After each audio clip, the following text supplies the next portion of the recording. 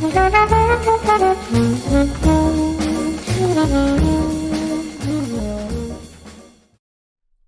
to Take 5, a podcast brought to you by Newleaf Training and Development. Each edition is an inspiring interview with a leader worth listening to. Enjoy!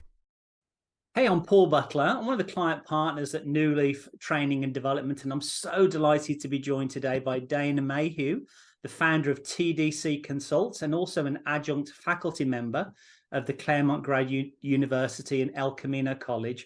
Hey, Dana, can you believe it? For 17 years now at Newleaf, we focus on our core purpose of helping people and organizations better manage themselves, lead others, and grow business acumen.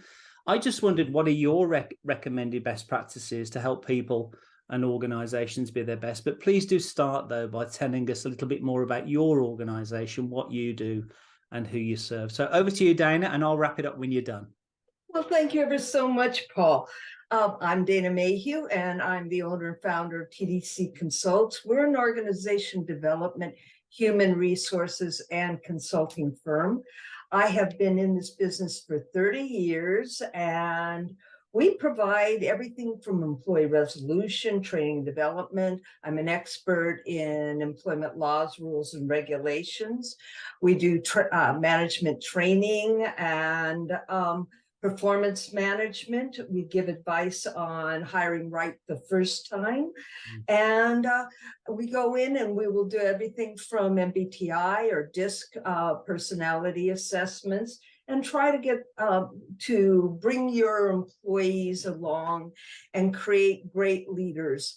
It's our belief that every employee in the organization can be a great leader as long as we treat each other with all due respect. So having launched into that, it's a great segue to talk to you about what I've seen in the last 30 years that works as a communications tool for our leaders. First of all, a company has to know its market, and it has to know what are its value distinctions, what makes their product special, and who their client is.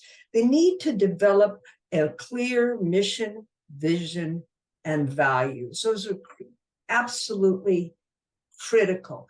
And these values have to be incorporated not only by the leaders of the company, but by the employees. And what that means is that the leaders need to understand the employees' values as well.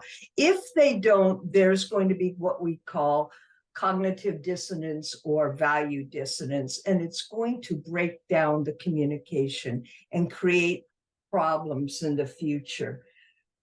The best managers that I've noticed are not necessarily the charismatic managers, although they're a lot of fun, but the servant leaders, the manager that's there who says to you, eyeball to eyeball, my success is your success. What do you need to succeed?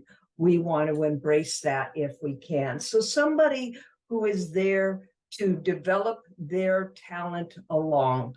So what does that require? It requires that we hire right the first time, not hire our best friends or somebody else's best friend, but the absolute talent that we need to get our mission done.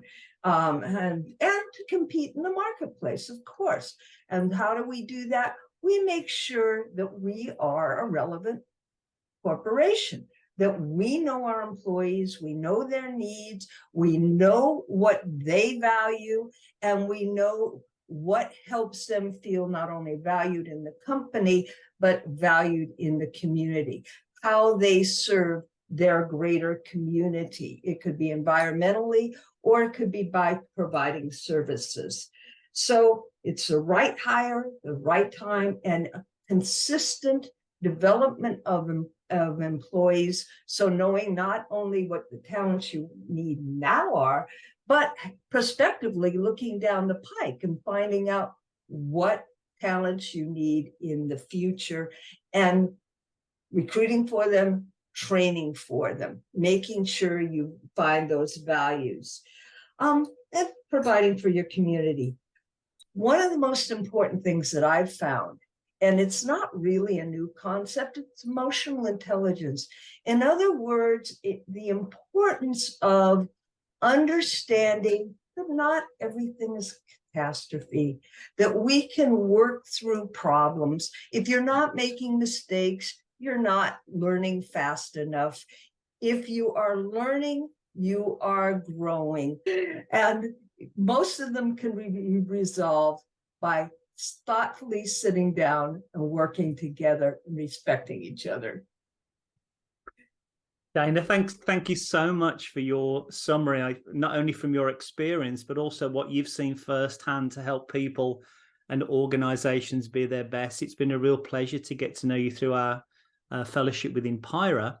And just a message out to the subscribers to keep an eye on the events page of the website for the events that we have going on throughout the course of the year, most of which are free to subscribers as well. Hey, Dana, could I offer you a virtual high five? Sure. Yay! Thank you, Dan. I look forward to seeing you soon. Okay, it's my pleasure. Thank you for inviting me. I hope you found that interview useful, and if you did, feel free to rate, review, and share this podcast. We'll be back next week with another episode, and we also invite you to check out our other weekly podcast, Going the Extra Mile, which is sure to lift your spirit and encourage you in today's working world. Bye for now.